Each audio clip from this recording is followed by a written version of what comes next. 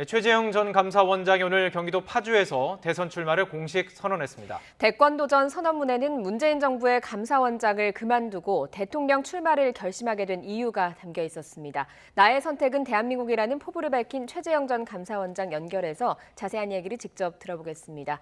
최재형 전 원장님 나와 계시죠?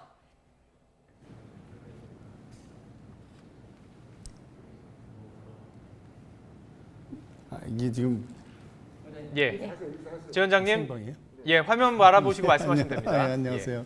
예, 반갑습니다. 네네네. 예, 다시 한번 여쭤보겠습니다. 네, 반갑습니다. 네. 예, 잘 들리시죠? 네, 잘 들립니다. 네. 예.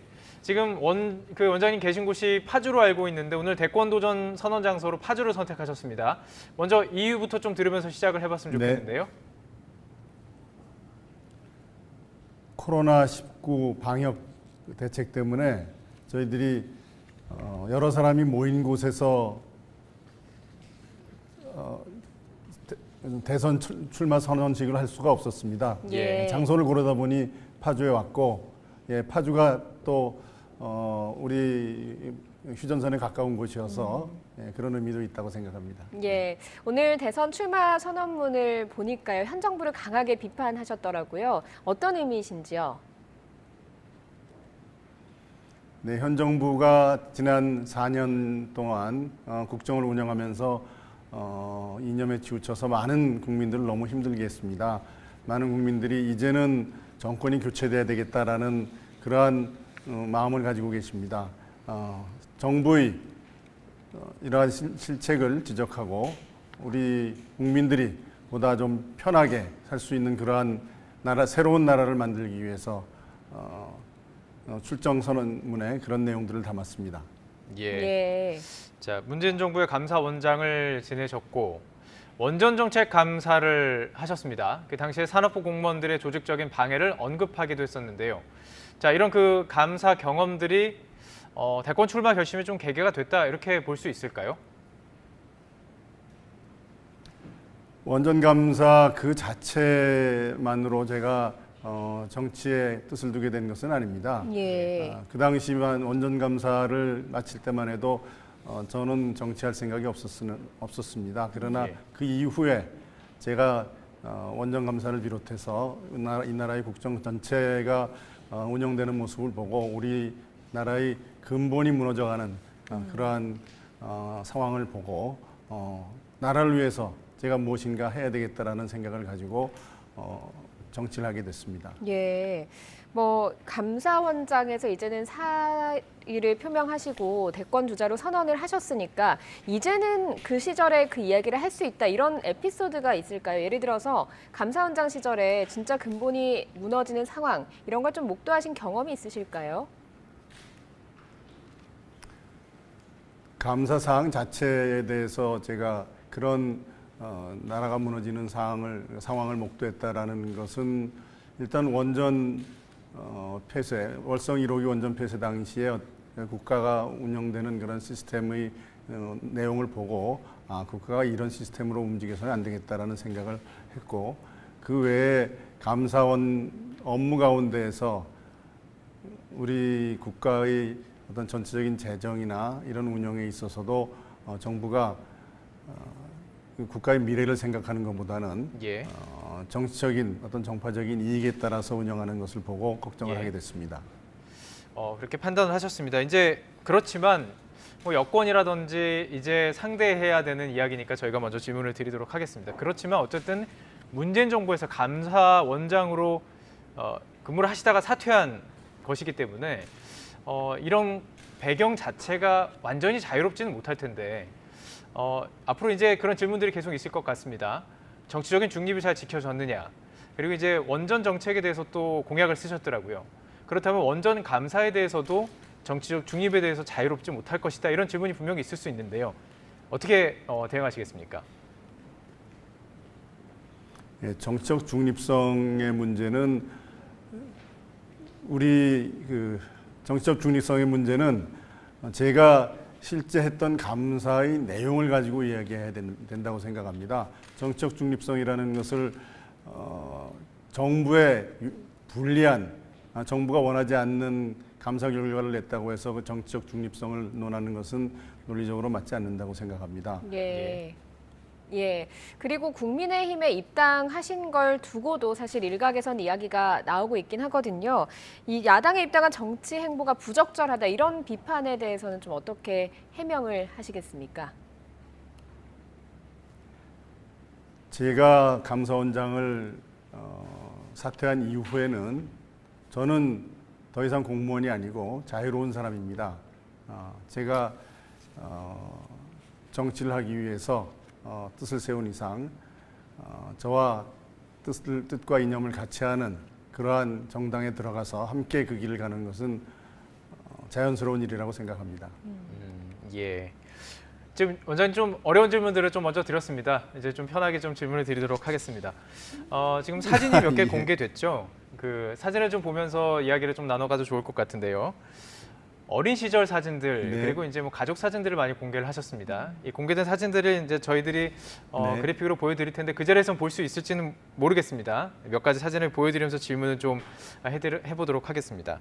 자, 이렇게 가족 사진들이 먼저 공개된 과정들 분명히 알고 계셨을 텐데요. 캠프에서도 이야기가 오고 갔을 거고요. 어떤 좀 의도가 있었습니까? 가족이 우선인 그 최 원장님의 어떤 삶을 소개하고 싶었던 걸까요? 저희 가족들이 살아온 모습들을 보여드리는 것이 우리가 소중하게 여기는 가족의 가치, 예. 가정의 가치를 국민들에게 보여줄 수 있는 그런 의미가 있었다고 생각합니다. 예, 그 사진들 중에 보니까 가족 모임 때 온 가족이 이렇게 국민 의례하는 지금 저희가 보여드리고 있는데 그런 사진도 있더라고요. 실제로 이렇게 같이 모이면 국민 의례하고 애국가도 4절까지 완창하는 게 가족의 전통이라고 들었거든요. 실제로 이렇게 하십니까? 네, 그때 제가 감사원장 시절에 공간에 모여서 그런 설날에 함께 모여서 함께 국민 의례하고 또 그 후에 예배도 드리고 그랬습니다. 예. 이런 것이 우리 가족의 나라 사랑의 한 모습이라고 보시면 되겠습니다. 예. 가족으로부터 나라 사랑이 시작이 됐다. 뭐 나라 인원 그 구성 인원 중에 가족이 이제 가장 중요하니까요.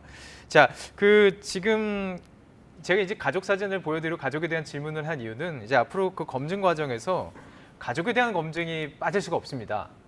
뭐 여러 가지 네, 작은 그렇습니다. 논란도 있었던 것으로 알고 있는데요. 앞으로 이런 부분들에 대해서 어떻게 좀 대응해 나가실지, 가족에 대한 어떤 의혹 제기들도 이런 부분이 있을 수 있는데요. 어떻게 반응하실 건가요? 가족들에 대한 의혹 제기에 대해서는 있는 사실 그대로 말씀드리고 국민들로부터 판단을 받겠습니다. 예. 있는 그대로 국민들께 말씀을 하시고 그대로 검증을 받겠다라는 말씀이셨습니다. 혹시 현장에서 지금 좋지 않은 소리가 들렸는데 이 부분 예. 시청자분들의 양해를 부탁드리겠고요. 예. 혹시 별명 있으신 거 아시죠? 미담 제조기요. 예. 예. 뭐 다른 분들이 그런 말씀을 해주셨습니다. 예, 오늘 출마 선언문에서도 이 미담 제조기라는 그 이야기에 대해서 이야기를 하신 것으로 봤는데요. 이 별명에 대해서는 좀 어떻게 생각을 하시는지요? 제가 출마 선언문에 말씀드린 것처럼 미담제족이라는 말은 저에게 좀 부담스럽습니다. 저는 제게 주어진 상황에서 제가 해야 될 일을 했을 뿐인데 그것을 미담제족이라는 것은 부담스러워서 그렇게 살아가시는 국민 모두가 미담제족이라는 말씀을 드렸던 것입니다. 예. 국민 모두가 미담 제족이다. 예. 그 강명훈 변호사 친구, 가장 친한 친구분이시고 계속 이렇게 업고 그 학교를 다녔던 그런 미담들이 있는데 혹시 뭐 강명훈 변호사 이번에 대선 출마한다 선언 소식 듣고 뭐 어떤 얘기 하던가요? 저를 가장 잘 아는 친구이기 때문에 예.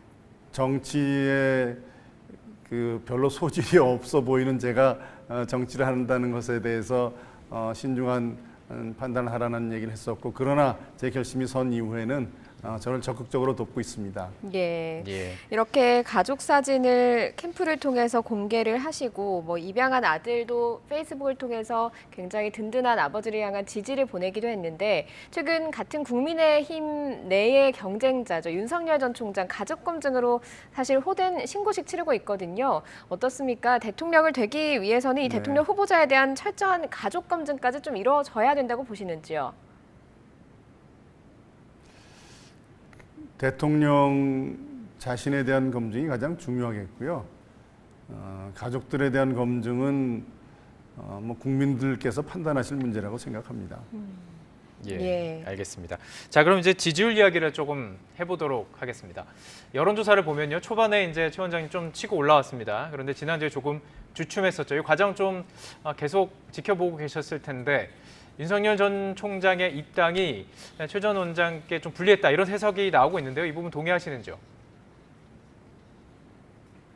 저는 윤석열 전 총장의 입당은 보수 야권의 전체적인 힘을 모으는데 큰 도움이 됐다고 생각하고 환영합니다. 예. 윤석열 총장의 입당이 저희 지지율에 영향을 미쳤는지 여부에 대해서는 좀 더 시간을 두고 봐야 될 일이라고 생각합니다. 예. 그런데요, 지지율이 살짝 흔들린 건 사실이거든요. 이 지지율 좀 더 올려야 되지 않겠습니까? 네. 묘책이 좀 있으신지요? 지지율이라는 게 뭐 오르락 내리락 하는 거 아니겠습니까? 제가 꾸준히 저희 모습을 국민들에게 보여드리고 국민들께서 제가 보여드리는 저희 모습과 제가 생각하는 이 나라의 미래에 대한 비전을 공감하신다면 지지율은 뭐 서서히 올라갈 것이라고 기대하고 있습니다. 예, 어떻게 보면 나의 길을 계속 간다, 뭐 이렇게 보일 수 있을 것 같은데요. 그렇다면 뭐 공약으로 승부를 할 수도 있을 것이고요. 아니면 차이점을 가지고 승부도 할 수 있을 것 같습니다. 조금 전에 이제 말씀하신 것처럼 그 뭐 가족 검증이나 측근 검증보다는 본인에 대한 검증이 필요하다고 말씀하셨는데 윤 전 총장 최근에 뭐 여러 가지 발언들이 좀 논란이 되고 있습니다. 이 부분에 대해서는 좀 어떻게 생각하시는지도 궁금하거든요. 윤 전 총장께서도 뭐 저보다는 먼저 총장을 사퇴하시고 준비를 하셨겠지만 아직도 뭐 조금 정치에 관해서는 준비가 부족하신 부분이 있어서 그런 말씀들이 나오는 거 아닌가 생각하고 앞으로 지나면서 뭐그 부분들에 대해서는 더 잘 하실 수 있으리라고 생각합니다. 예. 정치에 대한 준비는 아직 조금 부족한 것 같다라는 말씀이셨는데 윤 전 총장에 대해서는 개인적으로 어떻게 좀 평가를 하시는지요? 작년부터 정권의 탄압에 맞서 오시면서 법치주의를 지키느라고 고생 많이 하셨고 그 이후에 우리 보수 야권의 정권 교체에 대한 희망을 바라는 그러한 중심에 서 계셨던 분으로서 큰 역할을 하셨다 생각합니다. 예. 자, 이제 앞으로 경선 과정이 예정이 되어 있기 때문에 뭐 공약을 놓고 여러 가지 이제 검증 문제를 놓고 이제 토론을 하실 것 같은데요. 이분이랑은 한번 제대로 한번 토론을 해보고 싶다. 공약으로 한번 맞붙어보고 싶다. 같은 그 당에 있는 경선 주자 중에 혹시 있습니까? 윤 총장까지 포함해서요. 윤 전 총장까지 포함해서. 공약으로 토론해보고 싶다. 예. 예.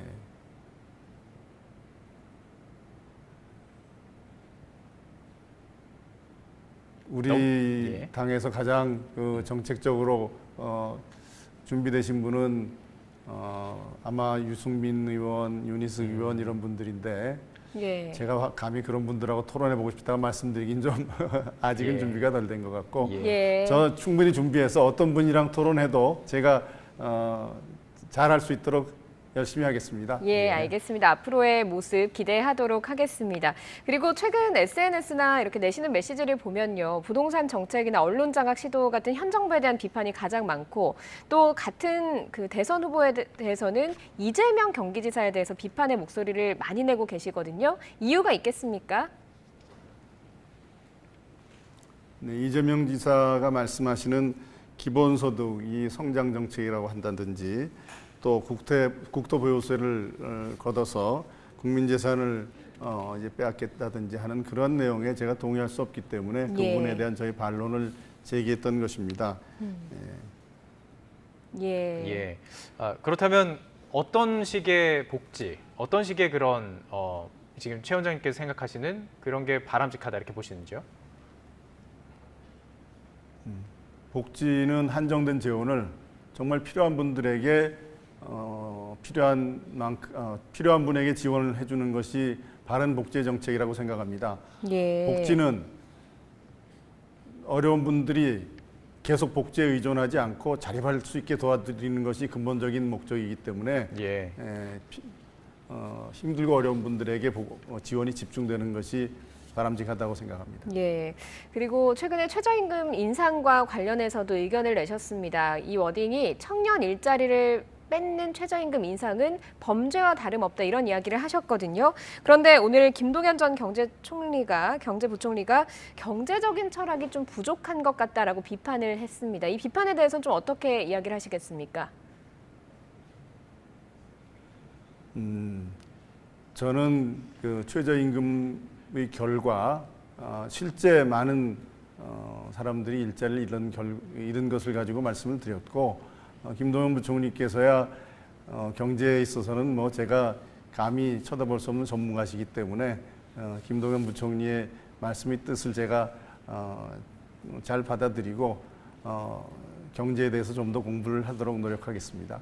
예. 자, 취재 기자들 사이에서도 뭐 좋은 별명 있는 거 아시죠? 워낙 그 기자들을 챙겨주셔서 러블리 제형이라고 불린다고 하는데 이런 질문이 또 있더라고요. 이렇게 너무 이렇게 나이스하시고 그러다 보니까 오히려 이 경선 과정에서는 카리스마를 요구하는 과정들이 좀 많은데 이런 과정들을 잘 이겨나갈 수 있을 것이냐 이런 비판도 있던데요. 이 부분에 대해서 어떻게 대응하실까요?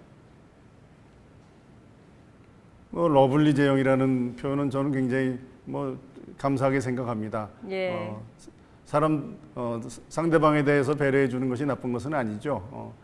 그러나 국민들께서 지도자에게 요구하시는 어떤 결단력이나 단호함 이런 부분에 대해서도 제가 그런 부분들을 국민들에게 보여줄 수 있도록 더 힘쓰겠습니다.